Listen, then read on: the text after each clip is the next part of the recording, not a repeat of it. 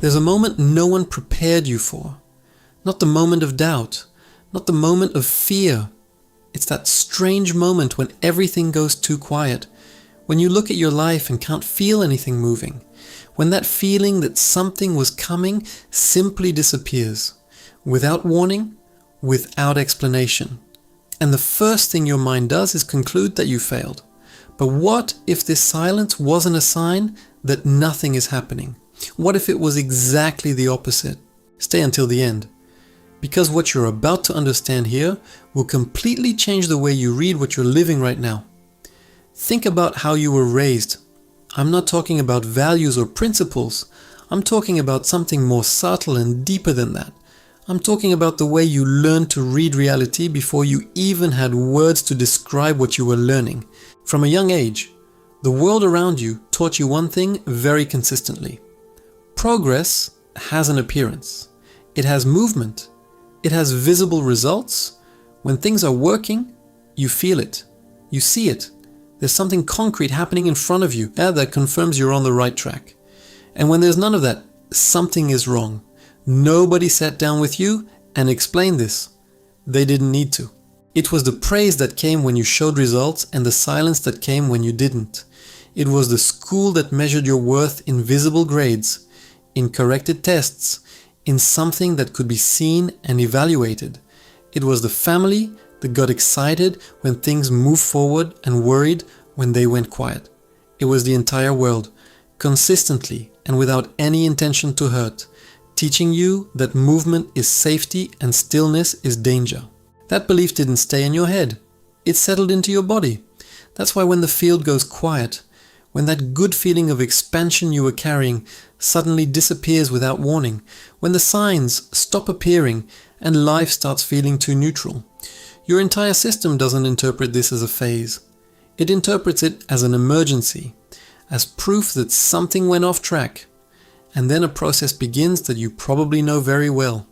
The mind starts working. It starts reviewing. It starts building theories about what went wrong, about what you did or didn't do, about exactly where the process broke. It starts comparing your trajectory to that of other people who seem to be moving while you're standing still. It starts questioning whether the path you chose makes sense, whether what you believe is real, whether you have what it takes to get where you want to go. And all of that seems productive. It seems like you're being honest with yourself. It seems like you're taking the reins. But what's really happening is that you've entered search mode. And search mode, however intelligent and well-intentioned it is, creates a frequency of anxiety that is completely incompatible with the state that allows things to actually move. Because the field doesn't respond to anxiety, it responds to coherence. Think of a simple moment in your life. It doesn't need to be spiritual. It doesn't need to be grand. That answer you needed so badly, and that simply wouldn't come, no matter how much you thought about it. That solution that was on the tip of your tongue, but escaped every time you tried to force it. That clarity you were chasing, and that the more you ran after it, the more it seemed to pull away. And then in a completely ordinary moment, a moment when you weren't trying, it simply appeared. In the shower, on a walk, looking out the window without thinking about anything specific. It came effortlessly, without tension, without you having done anything special to deserve it. What happened in that moment was not coincidence. What happened was that you stopped searching. And when you stopped searching, the field had space to find you. This happens because when you're in search mode, when the mind is racing trying to solve, when the nervous system is on alert looking for a way out, all of your energy is oriented outward, toward finding, toward catching, toward capturing.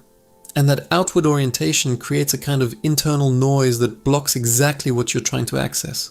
It's like trying to hear a quiet conversation in a noisy room. The more you force yourself to listen, the more the effort itself creates tension. And that tension makes it even harder to hear. But when you relax, when you stop forcing and simply allow, suddenly you can make out what was there the whole time. The field works like that. And now there's something that needs to be said very clearly, because this is where most people get lost. There are not one, but two types of silence, and they feel similar on the outside, but are completely different on the inside. Learning to distinguish between the two can change everything about the way you navigate the hardest moments of your journey. The first type is the silence of exhaustion. It has a specific weight that you recognize when you stop to feel it. There's a tightness in the chest, that slight constriction that isn't exactly pain, but isn't comfort either. There's a voice that speaks quietly, often so quietly you barely notice it, but that speaks with a constant frequency. That voice says nothing will change, that it's always been this way, that it will keep being this way. It doesn't shout, it whispers, and that's exactly why it's so effective, because you barely notice it, but it keeps shaping the way you interpret everything around you. This silence drains, slowly, continuously. It pulls away the energy you would need to move. The second type is completely different, and it's also much harder to recognize because it doesn't have the emotional intensity we're used to associating with important things. It has a strange neutrality, not sadness, not excitement, not any of the emotions you normally use to orient yourself. It's almost a suspension, as if time has slowed down slightly, as if the volume of the world has turned down a little, without anyone touching the dial, as if something inside you knows it needs to be quiet without really understanding why. This silence doesn't drain, it waits, and while it waits, it works. The difference between the two isn't in what you see on the outside, it's in the quality of what you feel when you close your eyes and really pay attention. The first one contracts, the second one suspends, the first one speaks, the second one simply exists. And here's the point that's a little hard to hear but needs to be said. You've already been in the second type, probably more than once, and you interpreted it as the first, because they have a similar surface, because both involve the absence of visible movement, because the mind that was trained to associate stillness with danger can't distinguish between the two without specific training for that. And it was exactly in that moment, the moment when you were in the silence of gestation and thought you were in the silence of exhaustion, that you acted, not from inspiration, from anxiety, from an urgent need to prove to yourself that you were still moving, still trying, still not giving up, and that action, however well-intentioned, worked as a direct interference in what was taking shape. Think of a dark room where there's a very faint star on the ceiling.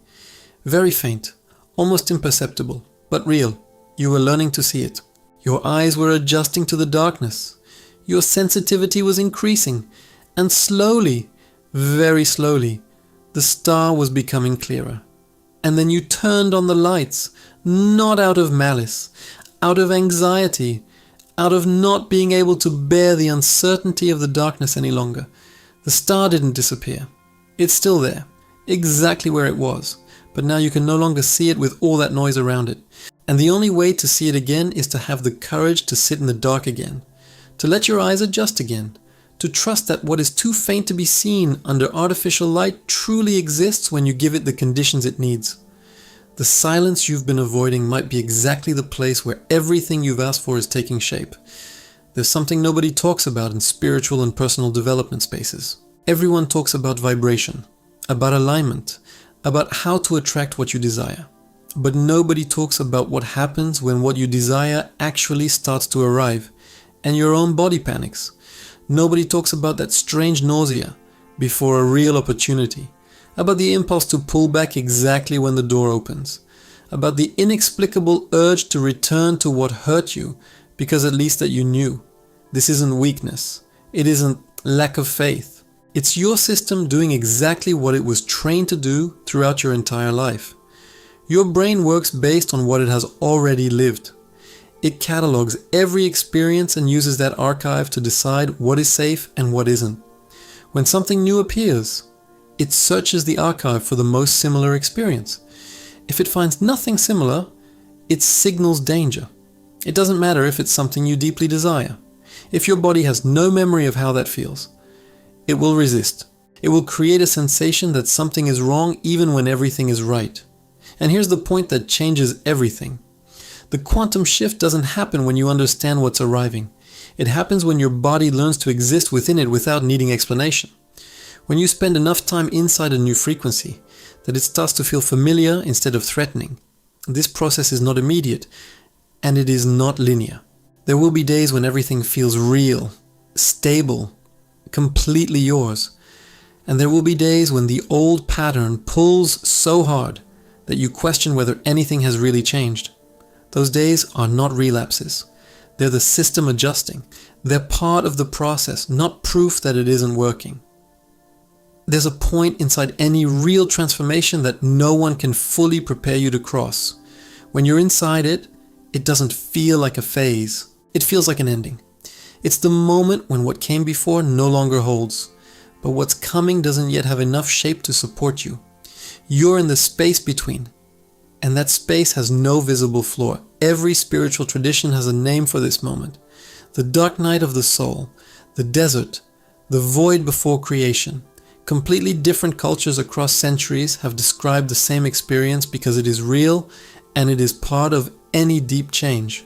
The problem is that collapse and destruction feel exactly the same on the inside. And when you're at that point, what seems safest is always what you already know. The relationship that wasn't working but was familiar. The job that suffocated you but gave you identity. The mind offers the past as a solution to the discomfort of the present. And that offer seems reasonable. It even seems wise. But there's a detail that few people notice. The intensity of what you're feeling right now is proportional to the magnitude of what's coming. The size of the pressure is direct information about the size of the field that's about to open. There's an enormous difference between suffering through a collapse and simply witnessing it. One consumes you. The other moves through you. And the ability to witness doesn't come from willpower. It comes from recognizing what's happening without turning everything into a catastrophe. The field is more open here than at any other point in your journey. Not despite the collapse, because of it. Silence is not emptiness. When you're quiet, when the external noise decreases and the mind slows down, it feels like nothing is happening. But underneath that silence, something is working. Your system is integrating experiences that were left suspended. It's building connections between things that existed separately. It's rewriting, at a level you can't consciously access, the way you will respond to the world when the silence ends. Think about how you wake up after a night of deep sleep. You didn't consciously do anything during those hours, but something was moved, something was processed. You wake up slightly different without being able to explain why. The silence of the quantum shift works like that, but on a much larger scale. It's not just consolidating the day, it's consolidating an entire identity. It's translating into your body a version of yourself that you touched at some point, in a deep meditation, in a moment of absolute clarity, in a dream that left a feeling that stayed. This process has a specific texture once you learn to recognize it. It's a quietness that isn't depression, a neutrality that isn't indifference, a feeling of suspension that isn't discouragement. It's as if a part of you knows something is happening even without being able to describe what. That silent certainty exists in you right now. It doesn't speak loudly, but it's there. And trusting it more than the noise the mind produces on top of it is the most powerful practice you can develop in this moment. There's a very specific way to sabotage something that's already happening. And it never looks like sabotage. It looks like responsibility. It looks like you're doing your part. The mind builds a convincing narrative that acting now is necessary, that waiting is passivity, that whoever truly wants something doesn't sit quietly waiting. This narrative uses your own determination against you. The question that matters isn't whether you should act. It's where the action is coming from. Action born of inspiration has lightness. The next step simply appears, without urgency, without contraction in the body. Action born of anxiety has weight, it has urgency, it has that feeling that if you don't do something now, it will slip away. Learning to feel the difference between the two isn't intellectual. It's something you learn by paying attention to the body before acting. It's the pause that seems impossible exactly when the pressure is at its peak. That a pause isn't weakness, it's discernment. And there's another pattern that's even more subtle. It's the need to share the process before it's ready. to seek validation, to tell what you're feeling, to hear that it makes sense. But there's a type of internal process that dissolves when exposed too early, like a photograph being developed in the dark. If you open it before its time, the light undoes what was being built. Protecting the process isn't isolation. It's protection of something that is still taking shape. When it's consolidated, you won't need to explain anything. The change will be imprinted in your presence, in the way you respond to the world, in the quality of what you're generating around you. You made it here because some part of you already knew, not intellectually, not because you read the right thing or found the right content or had the right insight. In the way that matters, that silent way that doesn't need argument, that can be completely explained but also can't be ignored.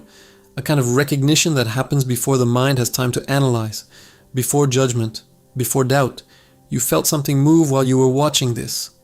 Maybe it was in a specific sentence that made you stop and go back. Maybe it was a feeling in your chest that you can't quite name but that clearly means something. Maybe it was simply the recognition that someone was describing exactly what you experience on the inside and that you had never heard it described that way before. That recognition isn't small, it is the process working, because recognition releases energy. When you stop fighting what you're feeling and start understanding what it means, something changes in the quality of your experience. It doesn't disappear, but it loses the extra weight that the wrong interpretation was adding on top. The discomfort of the process is one thing. The suffering of believing that discomfort means you failed is something completely different. And it's that second layer that dissolves when you finally understand what you're living. You knew the silence wasn't empty, that resistance wasn't proof of incapacity, that something was happening even when everything seemed still. You just needed words for what you already felt. And now that you have those words, you can't unlearn what you understood here. That matters more than it seems, because the next time silence arrives, and it will arrive, you'll have a layer of recognition you didn't have before. It won't eliminate the discomfort, but it will change what that discomfort means to you. And that change in meaning is what separates the people who cross the process from the people who interrupt it exactly before they arrive. Now I need to tell you something about the path you've already walked. You're not late, you never were. And I know that phrase is said often in spaces like this, to the point where it's lost some of its weight, but I want you to hear it differently now. Every cycle that seemed endless had a function, not an abstract function, not a philosophical purpose, a concrete and specific function of building you from the inside in a way that couldn't have been built any other way. The patience you developed while waiting couldn't have been developed without the waiting. The clarity about what truly matters to you couldn't have emerged without the cycles where you chased what didn't matter and felt the emptiness that left behind. The ability to feel the difference between the silence of exhaustion and the silence of gestation couldn't have been developed without having lived both and confused one for the other more than once. Every time you got close and pulled back, you were developing something, not failing. Developing the perception of where the pull of the old pattern begins, how it feels, how fast it arrives. That perception is what will allow you, next time, to make a different choice. Not because you'll be stronger, but because you'll recognize what's happening before you've already reacted.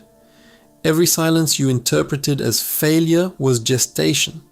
And even if you interrupted that process more than once, even if you acted out of anxiety when you needed to wait, even if you exposed the process too early or sought clarity before it was ready, none of that was wasted.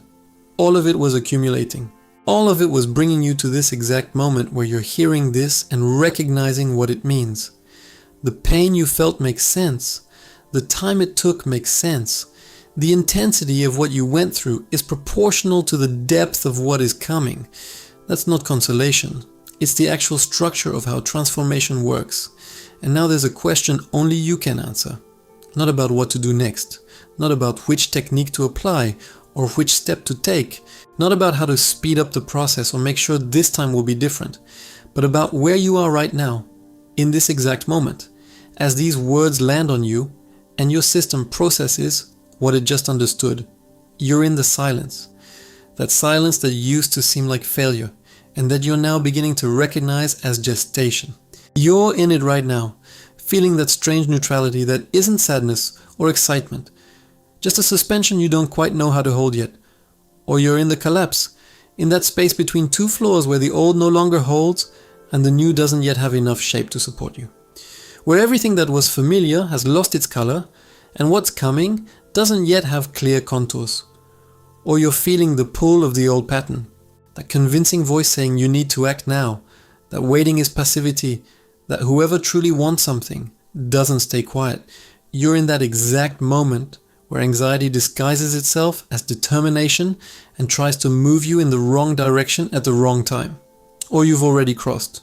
You're on the other side looking back, and only now able to see the outline of what you lived. Only now recognizing that what seemed like failure was process, that what seemed like empty silence was gestation, that what seemed like collapse was the old structure making space for something larger to organize itself. Either way, you're closer than you think. Not as a vague promise, as a precise description of what happens when someone understands the process they're going through. Understanding doesn't speed up time, but it removes resistance. And resistance was the only real obstacle between where you are and where you're going. If this content touched something in you that you couldn't name before, leave a comment with one word, just one. The word that describes what you're feeling right now in this exact moment. Before you close this video and return to the rhythm of the day. Because sometimes naming it is the first concrete act of real transformation. Because putting a word to what you feel takes it from the diffuse level of sensation and brings it to the clear level of consciousness. And consciousness is where everything begins. And if you want to go deeper into this process, if you want to understand what happens after the quantum shift consolidates, why so few people manage to sustain what they've built and what to do to be different, the next video will show you exactly that. Not because you need more content, but because you already started something here. And what begins deserves to be continued.